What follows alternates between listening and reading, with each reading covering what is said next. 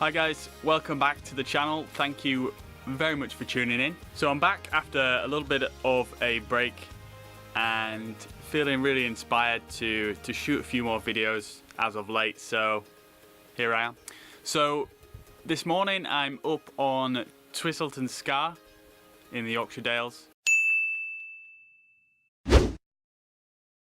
And it's been an absolutely fantastic morning. So as you can see, or in fact you won't be able to see this, it's a bit overexposed in the background, but we've got amazing cloud cover. We've got loads of alto cirrus clouds, really high level clouds in the sky. We had beautiful sunlight coming in, and overall it's just been an amazing morning.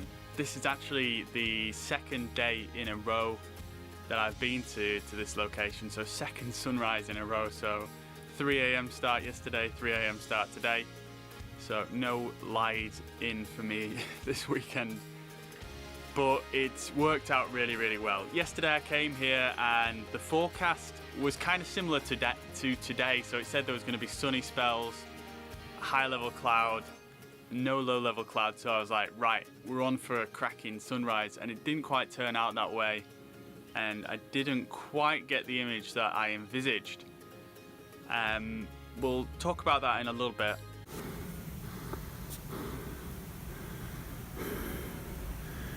Took a shortcut.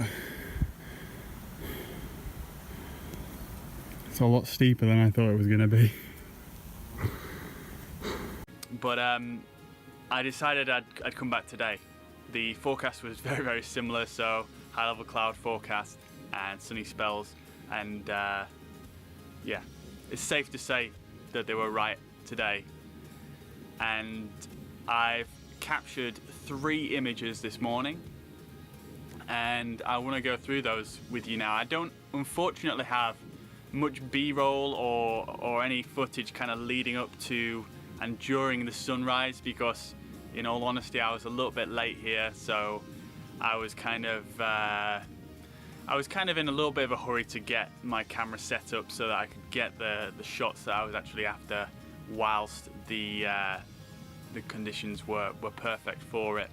So the first image I shot was quite a simple image actually. It was a couple of the main things that catch my eye in this area. Is number one is the obvious. It's the limestone pavement. It's everywhere around here. It's battered, it's weathered, and there's some really interesting textures and shapes. And when I actually came here a few weeks ago, I actually did a bit of a scout here a few weeks ago, I was drawn to this slab that was very well defined in the pavement. Unlike all the rest, which were quite weathered and quite scraggy looking, this was very well defined and quite angular shaped. So I thought it was a really strong shape. It had some really strong lines going through, some really deep sort of grikes down the side, which actually led off into the background to Ingleborough, which you can see behind me here. So that was my first image, and I'll bring the raw image up on screen now so you can kind of follow along as I talk through this with you. So I want to talk about the composition really. For this video, and for the videos kind of going forward, I'm going to try and not go into the technical details of the image too much. I'm actually going to make a blog post which you can see in one of these corners. Then you can go to a blog post which has sort of the apertures and shutter speeds and all the other technical details of how I shot the image. But for these kind of videos, I really just want to talk about the composition and why I chose that composition.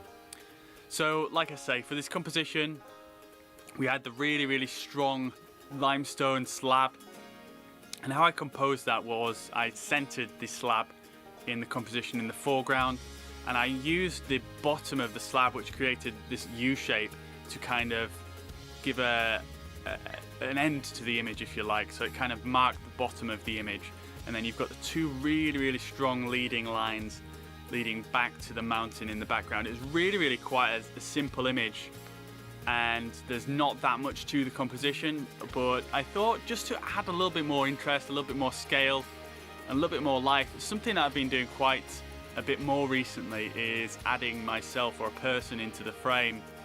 So I actually put myself in that image, and I think it really adds to it, and it helps actually balance out the mountain with the foreground, because the mountain was off to one side. It kind of felt a little bit unbalanced with the mountain on the right hand side and then the central kind of foreground, and I unfortunately couldn't really move the camera and get that same slab in the shot and get the mountain central, which would have made more sense to me. So by putting myself there in the frame, it actually adds a little bit more weight to the left side of the image, and it balances it out with the mountain on the right there. So I think that worked out really nice. I haven't seen any of these on the computer yet, so it may be a rubbish image, but we will find out, and you guys will find out at the end of the video. So for the second image, this was an image that wasn't planned at all, really. I was actually making my way from my first image, which I scouted out a few weeks ago, to my second image, which one was an image that I scouted out, and two was the image that I felt failed yesterday when I came yesterday. So I actually saw this second composition on the way over, and it was just something about the scene that just had this kind of nice motion to it and this calmness, and it's not a super graphic composition, but it's more of a peaceful scene, if you like, to me anyway. And what really caught my eye was the fact that the tree was quite big. It has leaves on it. It's summertime, and the sun was shining through there, and it was just casting this really nice light in the foreground, along with the sun just kind of peeking through the leaves there. So I instantly thought, okay, I can use a small aperture here. I can get a really nice sun star in the tree area, and you've got this really nice foreground. And again, we've got the limestone pavement in there, and it's kind of twisting off to the left, and then there's another line that kind of goes off to the right that marks the right side of the image, and then you've got the tree kind of twisting in as well. So it makes for quite a nice motion in the image, I think. I haven't looked at it on the computer yet, so I may decide I don't like it in the end, but you guys obviously can see the raw image now, so that you can follow along.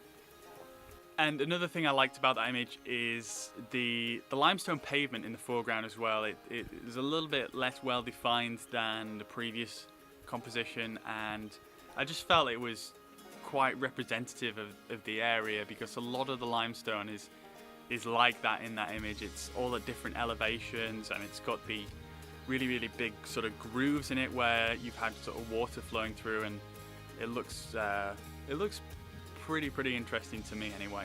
And for the third composition, I'm actually stood right next to it now. It's just off to the right, on my right, outside of the shot here, was another image that I scouted a few weeks ago, and it's this really interesting tree that has this cool bend to it. And originally, when I first came across this tree, I didn't think that I could make anything of it, but I scouted around, and having basically done a whole 360 of the tree and kind of deciding on which angle was best to kind of show the interesting shape of the tree and match that up with the background as well, I came across this composition that you guys can see now. So I'm going to stick up the raw file here.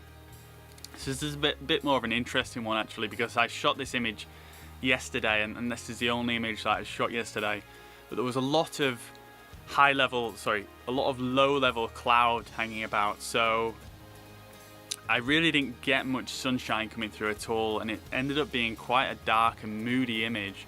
And then the only sunshine I actually got coming through was quite late in the morning, so it was quite harsh. And originally I didn't think it would work, but after doing some editing on the image, I feel like I kind of like it a bit more now. It's got this really nice moody feel to it. The sky is really cool and kind of dark and brooding, but you've also got this very small burst of sunshine coming through, which is adding some highlight to the foreground and just adding more texture and depth there. And when it comes to how I actually composed this image, again, it's quite similar to the first image. I kind of used the limestone pavement to mark the bottom of the image. There was kind of a line going across, and then on the right hand side, kind of leading up, there was this really curved piece of limestone. And I kind of saw when I looked at the composition, you guys may or may not be able to see this, but I might actually draw a squiggle on the raw image so you can see, but I saw this kind of S shape. So from the bottom right of the image, the line kind of curved up and then kind of met with the bottom of the tree, which completed the S shape. And at the front right foreground as well, you've got the I'm not sure what it's called, I think it's a fern or something, the bush that's growing in between the grikes as well, just adds a little bit more interest to the foreground, a little bit more depth. And then obviously you've got the tree in the background there. One other key point I wanted to mention about this composition is that I made sure I took the time as well to look at the background. So in the background you've got the flanks of Ingleborough, or one of the neighbouring hills anyway, and then you've got kind of the high level more above Twistleton Scar kind of coming in on the left. So I made sure to take the time to actually compose so the tree would go straight in between those two hills kind of coming down there. Then obviously you've got this morning anyway, you've got the lovely cirrus clouds in the sky and that nice blue sky in the sun there forming the background. And I just thought it made for a really nice composition, really pleasing to look at for me anyway.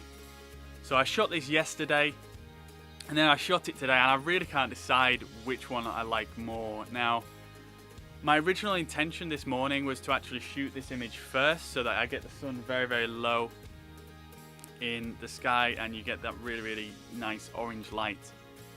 But because I spent so long on the first two images and I was really into those images, I think it's important, you know, not to skip over an image. If you're really into it, if you're enjoying that process and you really like the composition, then there's no point just skipping over it or rushing just because you feel like you've got another image to take. So I took my time with those two and I came over to this one, and the sun was, again, it was a bit higher than what I wanted it to be. The orange light had kind of faded. It was starting to get a little bit harsh, but I used a similar idea to how I shot the second image. Because the sunlight was a bit harsh, I waited for it to kind of meet the tree so it would create that nice sun star effect, and hopefully it'll work anyway. I'm going to put both the finished images up at the end, and you guys can let me know which one you like best. So do let me know down in the comments which one you prefer.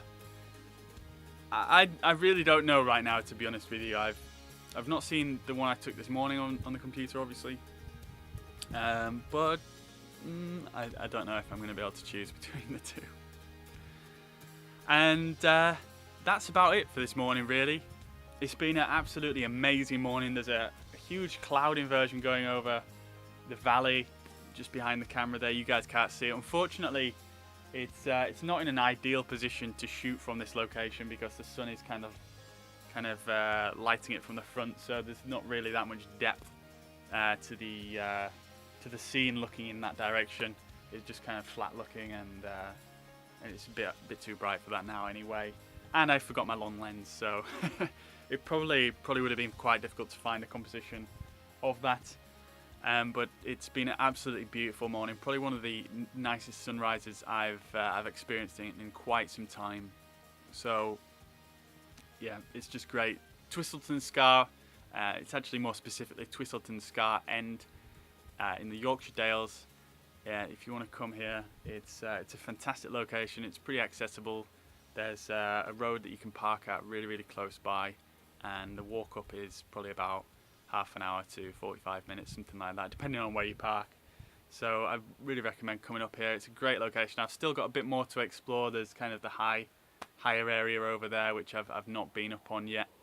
But I've had a very good walk around this kind of lower part, and I love it. It's just such a very characteristic place of Yorkshire, I think, and yeah, it's just fantastic to be here. So once again, hope you guys have enjoyed this video. I hope you guys have enjoyed the new format a little bit more. In the next one, hopefully I'll remember to shoot a little bit more B-roll, so we've got a little bit more to look at while I'm kind of going through all this stuff with you. Hope you guys have enjoyed kind of the breakdown of the composition. Again, check the blog, link up there or down there for the technical details of the images and the lens I used, the camera I used, etc. But that's going to be all from me for now, so thank you very much for watching, and I'll see you in the next video. Bye bye.